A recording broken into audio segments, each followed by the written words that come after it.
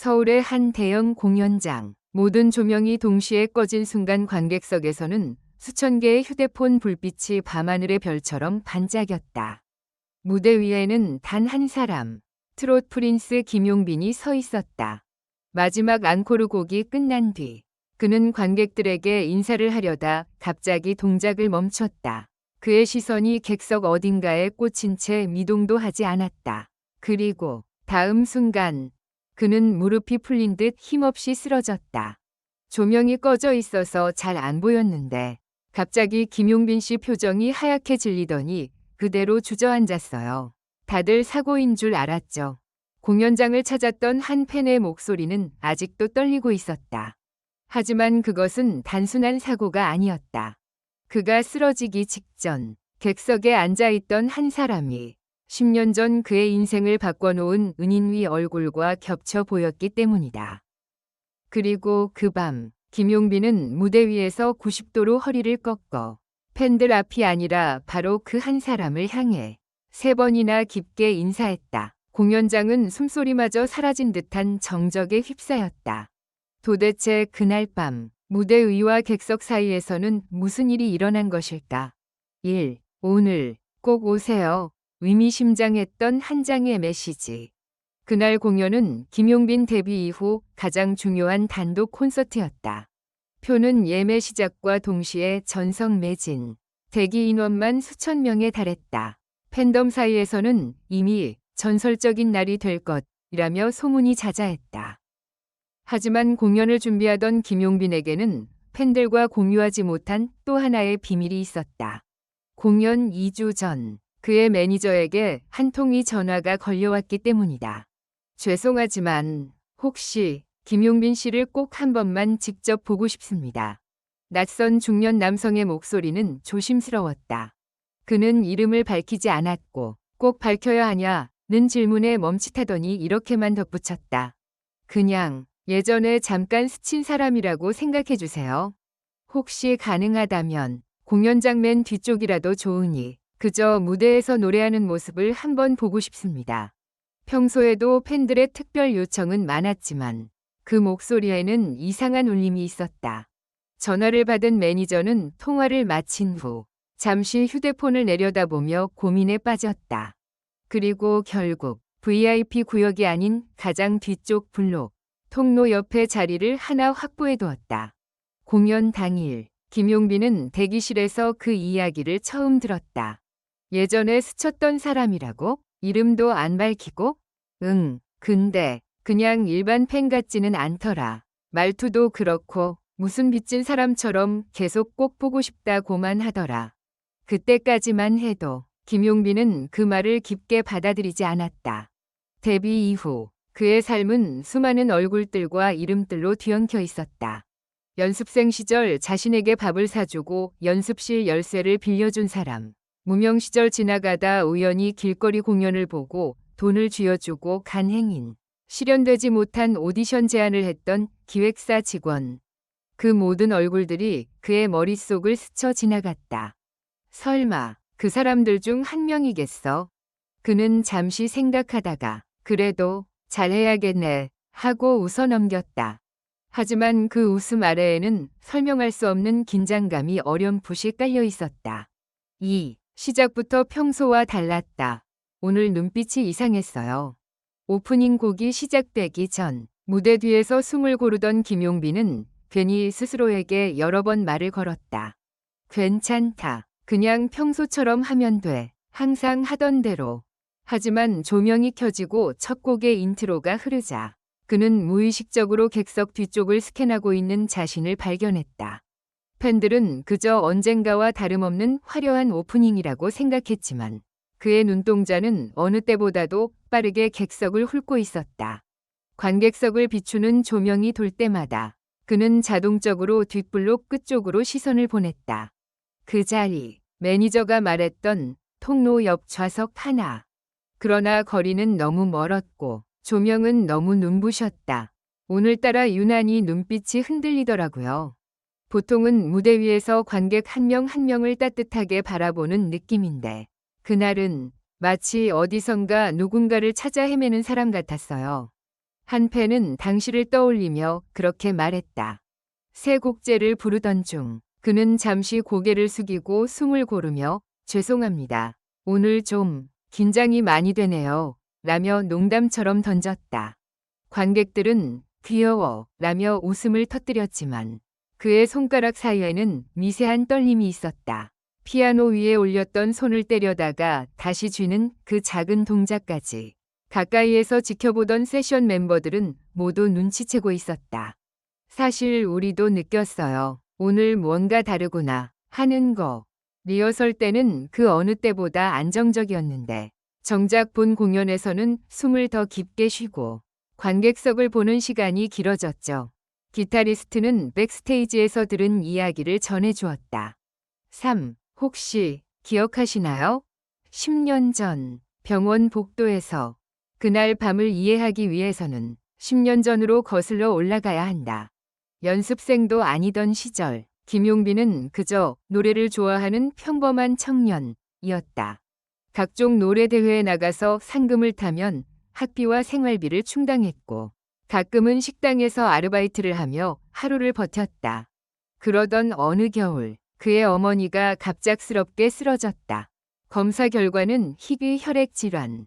치료는 가능했지만 문제는 비용이었다. 의사는 차분하게 설명했지만 마지막에 덧붙인 한마디는 그의 귀를 찢어버릴 듯 날카롭게 박혔다. 치료를 미루면 상황이 더 나빠질 수 있습니다. 하얀 복도, 푸른 응급등 불빛, 종이컵에 담긴 미지근한 커피 한 모금. 김용빈은 병원 복도에서 머리를 감싸 쥐고 앉아 있었다. 그때 우연히 그 옆을 지나가던 한 남자가 조용히 걸음을 멈추었다. 많이 힘드신가 봐요. 그는 그저 낡은 외투를 걸친 평범한 중년 아저씨였다. 하지만 그날만큼은 그 평범함이 오히려 더 낯설고도 따뜻하게 느껴졌다. 김용빈은 처음 보는 사람에게 속마음을 털어놓고 말았다. 어머니가 아프신데 당장 수술비가 없어서요. 제가 그냥 아르바이트 하면서 번 돈으로는 택도 없네요. 남자는 잠시 그를 바라보더니 아무 말 없이 자리를 떠났다. 그대로 사라질 줄만 알았던 그 남자는 10분 뒤 병원 접수 창구 앞에서 다시 모습을 드러냈다. 그리고 신분증을 내밀며 조용히 말했다. 이 환자분, 제가 보증하겠습니다. 수술비는 일단 제 카드로 결제해 주세요. 모든 것이 너무 빠르게 믿기지 않을 만큼 급작스럽게 흘러갔다. 김용빈은 그 모습을 보며 말을 잃었다. 아, 안 돼요. 전 정말 아무 관계도 없는 사람인데요. 그의 말에 남자는 단 한 번도 그를 쳐다보지 않았다. 그저 서류에 사인을 하고 마지막으로 이렇게만 말했다. 나중에 잘 되면 누군가에게 다시 돌려주세요. 꼭 나한테 갚지 않아도 됩니다. 이름을 묻는 김용빈에게 그는 웃으며 짧게 대답했다. 이런 건 원래 이름 없이 하는 게 멋있지 않겠어요? 그렇게 남자는 사라졌다. 남자가 떠난 방향을 향해 몇 번이고 고개를 돌려봤지만 이미 병원 복도는 다른 사람들로 가득 차 있었다. 그날의 일은 마치 꿈처럼 느껴졌고 그는 그를 병원 복도 아저씨라고 기억 속에서 부를 수밖에 없었다. 어머니의 수술은 성공적이었다. 그러나 몇 년 뒤 어머니는 또 다른 합병증으로 세상을 떠났고 그는 장례식장에서 홀로 눈물을 삼키며 생각했다. 그때 그 아저씨 이름이라도 물어볼 걸.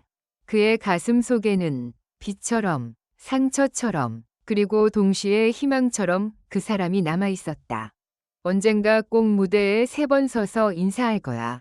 그때 객석 어디선가 보고 계시겠지. 그가 데뷔 후 인터뷰에서 제게는 은인이 있다 고 말하며 눈시울을 붉혔던 것도 바로 이 이야기였지만 이름도 얼굴도 제대로 전하지 못해 전설 같은 이야기로만 회자되곤 했다. 4. 객석 17열 통로 옆 분명히 그 얼굴이었다. 현재로 돌아와 그날 밤 앙코르 곡이 끝나갈 즈음이었다. 무대 위의 조명이 부드럽게 다운되며 관객석을 향한 라이트가 천천히 회전했다. 김용빈은 마지막 가사를 마무리하며 허공으로 손을 뻗든 노래를 올렸다. 이 노래는 제가 살아있다는 걸 느끼게 해준 사람들에게 바치는 곡입니다. 그는 마이크를 살짝 내리며 객석을 천천히 둘러보았다. 그리고 거의 무의식적으로 매니저에게 들었던 그 구역으로 시선을 돌렸다. 17열 통로 옆 어두운 조명 사이로 한 중년 남자가 양손을 무릎 위에 모은 채 조용히 앉아 있었다. 화려한 응원봉도 펄럭이는 플래카드도 없었다. 그저 다소 낡은 코트를 입고 묵묵히 무대를 바라보는 너무도 평범한 얼굴. 하지만 그 순간 10년 전 병원 복도에서의 흰 조명, 푸른 응급등, 낡은 외투, 그리고 떨리던 목소리가 동시에 겹쳐졌다. 설마 노래의 마지막 음이 다 끝나기도 전에 그의 심장은 폭발할 듯 요동쳤다. 손에 든 마이크가 미세하게 흔들렸다. 입안이 말라붙었고 호흡은 가파르게 올라갔다. 관객들은 그저 감동의 클라이맥스라고만 생각했다. 하지만 그에게는 세상의 모든 소리가 멀어지고 오직 하나의 얼굴만이 눈에 들어오고 있었다. 괜찮으세요? 옆에 있던 세션이 작게 속삭였지만 그는 듣지 못했다. 마지막 악기 소리가 끊어지는 순간 공연장은 폭발적인 환호와 함성으로 가득 찼다. 그러나 그 소리는 미처 그의 귓가에 닿기도 전에 시야가 어지럽게 흔들리더니 서서히 어두워졌다. 그리고 다음 순간 김용빈은 그 자리에서 그대로 쓰러졌다. 오, 쓰러진 가수, 얼어붙은 무대, 심장 때문인가? 아니면 갑작스러운 상황에 관객석은 혼란에 빠졌다. 무대를 지키던 스태프와 세션 멤버들은 재빨리 그에게 달려갔다. 목과 손목에 맥을 짚으며 매니저는 떨리는 목소리로 말했다. 호흡은 있어. 근데 얼굴 좀 봐. 완전 하얗잖아.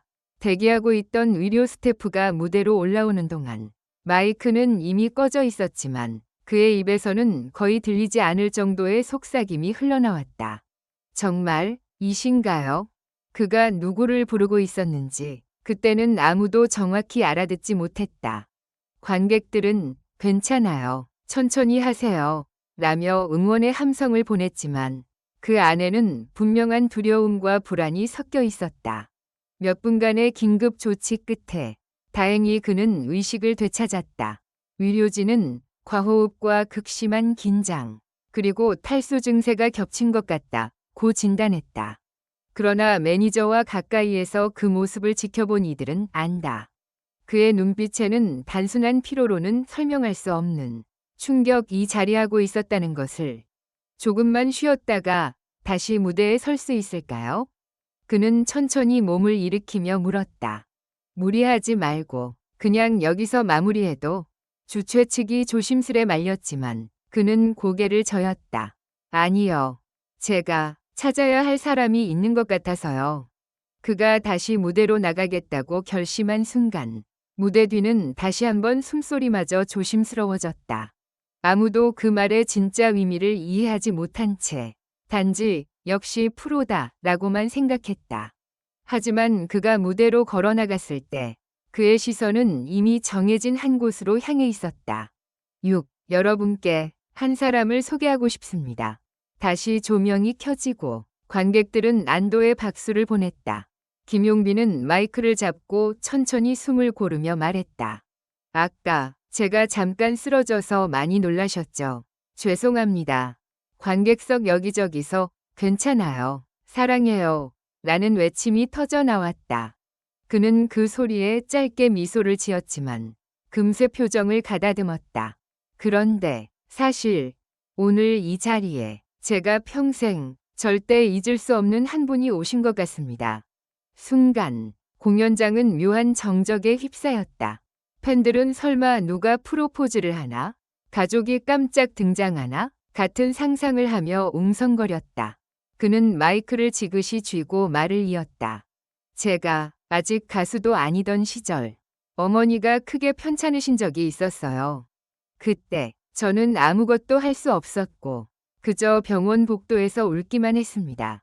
몇몇 팬들은 이미 그가 방송에서 했던 적이 있는 이야기를 떠올렸다. 하지만 이번에는 그때와 목소리의 떨림이 달랐다.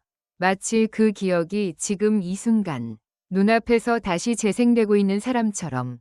그때 저와 아무 관계도 없던 한 분이 어머니의 수술비를 대신 내주셨어요. 관객석에서 작은 탄성이 흘러나왔다. 이름도 남기지 않고 연락처도 주지 않고 그저 나중에 잘 되면 누군가에게 돌려주라고만 하셨죠. 그는 잠시 말을 멈추고 관객석을 바라보았다. 이번에는 분명히 17열 통로 옆을 향해 눈동자가 멈추는 것이 보였다.